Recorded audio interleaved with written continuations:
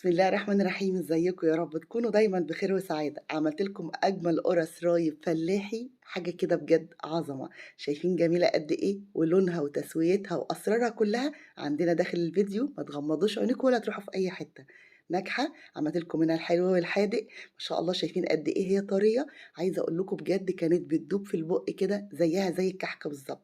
كل الاسرار دي هنشوفها مع بعض. وده المالح عملته ميكس جبن جميل جدا، واي موالح عندكم استخدموها. ونيجي بقى للقراقيش العظمه، شايفين بتتكسر بسهوله ازاي؟ مقرمشه جدا وطعمها بجد وهم.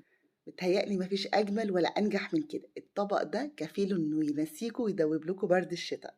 يلا بينا نبدأ ونشوف كل الأسرار اللي طلعت لنا الطبق الجامد ده. يلا بينا نبدأ. هنسمي الله ونبدأ على طول. ده باكت من الخميرة الفورية مضغوطة، دي خميرة تركي إن شاء الله، كمية كبيرة جدا هتقعد معاكي فترات طويلة. ده نوع الدقيق اللي أنا بفضله لأنه متعدد الأغراض وناجح جدا. ده الرايب اللي أنا عملته في البيت وهقول لكم عملته إزاي. معلقتين كبار من السكر، نص معلقة من الملح، وده الشمر واليانسون قلبته على النار شوية وخرجت منه الرطوبة بقى بالشكل ده.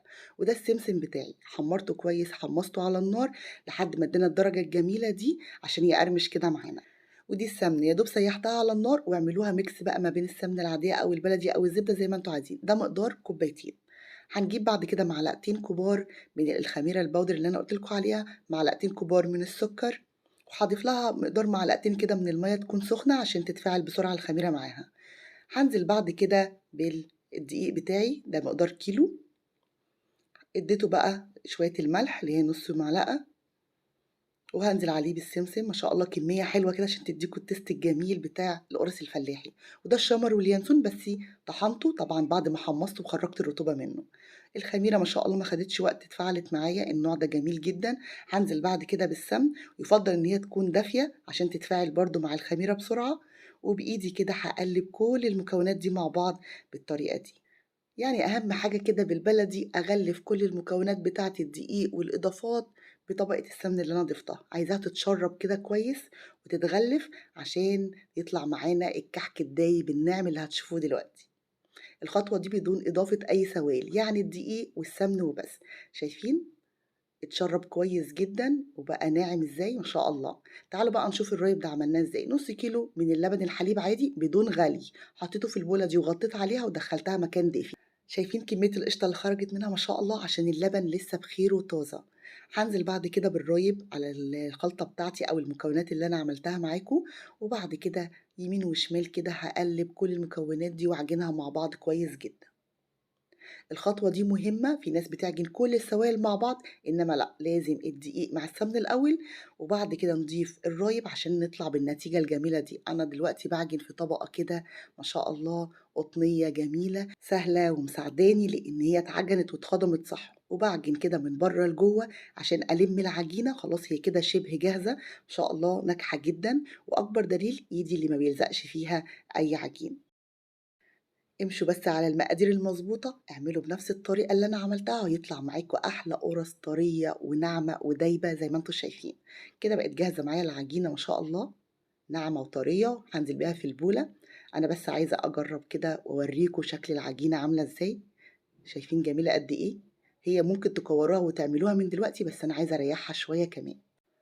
هسيبها بعد كده ترتاح شوية، ربع ساعة نص ساعة. غطوها بقى بفوطة بستريتش زي ما انتوا حابين. وده شكلها بعد ما خرجت ما شاء الله. انا صوابعي بتعلم فيها بكل سهولة. وده اكبر دليل ان هي ناجحة جدا جدا وطرية وناعمة زي ما انتوا شايفين ما شاء الله. انا حابة بس اوريكم العجينة شكلها ايه، قد ايه هي ناعمة كده وقطنية ومطوعاني وبتتشكل بكل سهولة. هابتدي آخد منها الأحجام اللي تناسبني، هاكورها بالشكل ده وهابتدي أبططها كده وأنزل فيها بالعجوة بتاعتي. قرص يبقى عجوة على طول. العجوة بتاعتي جبتها حطيتها في صينية أو طاسة وحطيت عليها معلقة من السمن البلدي وابتديت أسيحها على النار وكورتها وشكلتها بالشكل اللي انتوا شايفينه ده. الأحجام دي ترجع لكم انتوا، كل واحد حسب ما هو حابب. عايز تعملوا حجم كبير، عايزة تعملي حجم صغير، دي بتاعتك. وبقفلها كده واكورها تاني مرة تانية. وبعد كده هبططها حاجة بسيطة وهنزل في الصينية بتاعتي. أنا جبت صينية وغلفتها بورق زبدة، انتوا ممكن ما تغلفوهاش خالص، دي بتاعتك. أنا بس التغليف ده بيريحني بعد كده في الغسل بصراحة. يعني أنا باخد الورقة دي أرميها والصينية تبقى زي الفل. وهكرر بنفس الطريقة دي كده. شايفين جميلة قد إيه؟ ما شاء الله في منتهى الجمال. ما فيش أسهل من كده. أنا عايزة أقول لكم القرص دي ما خدتش مني الموضوع كله ساعة بالتسوية بكل حاجة. أسهل حاجة ممكن تعملوها. يعني أنتِ ممكن كده هوب تقومي الصبح تعمليها الفطار، تعمليها للعشا، مع كوباية شاي بلبن، رجّعي طعم وريحة وخير زمان بقى في البيت. وبنفس الطريقة بنكمّل بالشكل ده كده، أوكي، وبادوّرها كويس جدًا، وباضغط عليها كده شوية من فوق أبطّطها، وأروح حاطاها جنب أختها. شايفين جميلة قد إيه ما شاء الله، في منتهى الجمال. أهم حاجة بنغطّيها عشان ما تعملش قشرة أو تشقّق أو تنشف العجينة مننا. باثبّت إيدي طبعًا، أهم حاجة كلّهم يبقوا نفس المقاس، وباحط فيها الحشوة وباقفّلها، وأنا باكوّرها كده. أهم حاجة التقفيلة بتاعة الحشوة بتبقى من تحت، تقفيلة العجينة نفسها، وباضغط عليها وبارصّها جنب أختها. عملت صفّين من الحلو، نيجي بقى نعمل صفّين كمان من الحادق. أنا جايبة كده ميكس خفيف من الجبنة القريش وجبنة قديمة عليها، وهاخد منها كده معلقة. عايزين تزوّدوا في الحشو تقلّلوا برضه دي بتاعتكم أنتم. وبعد كده باقفّل عليها بالعجينة بالشكل ده كده. وقفلة العجينة زي ما اتفقنا بتبقى من تحت، وباكورها خفيف وبعدين أضغط عليها بالشكل ده كده. وهاكمل بنفس الطريقة. أهم حاجة المقادير تبقى ثابتة، يعني ممكن تقللوا شوية من الدسم اللي هو نسبة السمن، ممكن تعملي كوباية ونص بدل كوبايتين، دي حسب الرغبة لو عايزاها تبقى هيلث شوية. بس هي طالعة معايا كده جميلة جدا وخفيفة وما شاء الله في منتهى الجمال. بالنسبة للحشوات المالحة أيا كان نوع الجبنة المتوفر عندك تمشي معاها. الجبنة البراميلي بتبقى حلوة جدا، مش لازم تبقى جبنة قريش، حسب المتواجد عندك. وبكده جهزت القرص بتاعتي، صفين حلو صفين مالح. ما شاء الله هسيبها ترتاح شوية.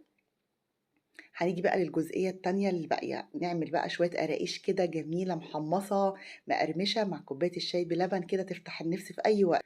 هاخد باقي العجينة وابتدي أقطعها أجزاء متساوية، وبعد كده أعملها شكل اسطواني وأضغط عليها كده من فوق لتحت من فوق لتحت وأبدلها لحد ما تمط كده وتطول معايا زي ما انتوا شايفين. أوكي، طريقتها جميلة وسهلة إزاي. ممكن تحطوها طبعًا على الرخامة بتاعتِك أو الترابيزة وتبتدي برضه تروليها كده رايح جاي، وبعد كده تبططيها بالشكل ده، رايح جاي، رايح جاي، وأنا بافرد العجينة وباطبطب عليها بالراحة كده، يعني ما أضغطش عليها أوي عشان تطلع كلها سمك واحد. باخد الطرف أول حاجة أشيله، وبعد كده أقطّع بالسكينة بنفس الشكل اللي أنتم شايفينه ده. المهم إن أنا أثبّت العرض والسمك بتاعها. طريقة سهلة ما فيهاش أي افتكاسة. حسب السمك انتي هتقطعي، عايزاها تخينة عايزاها رفيعة، عايزاها تبقى رفنعة كده ومقرمشة، عشان كده بططتها جامد وقطعتها شرايح رفيعة جدا. وبشيل برضو الطرف اللي في الآخر عشان كلها تبقى نفس الشكل والمقاس. بضغط بقى على الطرف اللي تحت كده، المهم ان هي كلها تبقى نفس الطول. وبجيب بقى الصينية المبطنة بتاعتي وهارُص فيها القراقيش بالشكل ده. ما خدتش منّي بجد لا وقت ولا جهد، بالعكس كنت مبسوطة ومستمتعة جدًا أنا وولادي وإحنا شغّالين فيها. بجد بتدّي روح كده جميلة. وده شكل القرص بعد ما اختمرت كويس. شايفين ابتدت تقِب شوية إزاي وتختمر وتنتفخ والحجم بتاعها يتغيّر. هندخّلها بقى الفرن على نار متوسطة، وبعد كده هنشوفها مع بعض مع أحلى قراقيش. شايفين القراقيش بعد ما اختمرت واستوت كويس بتتكسر وبتدوب، وهي كمان مقرمشة جدًا وشكلها في منتهى الجمال. وده الكحك الناجح جدًا بجد تبارك الله عليه، طعم وشكل ولون حاجة كده خيال. زي ما أنتم شايفين شكله مغري جدًا، يعني يفتح النِفس أوي وطري وطالع معايا روعة. جربوها بقى وقولوا لي رأيكم إيه في الكومنتس لأنه يهمني جدًا. وللأسف فيديو النهارده انتهى. كانت معاكم صبا العرايشي، وإلى اللقاء في فيديو آخر إن شاء الله. باي باي.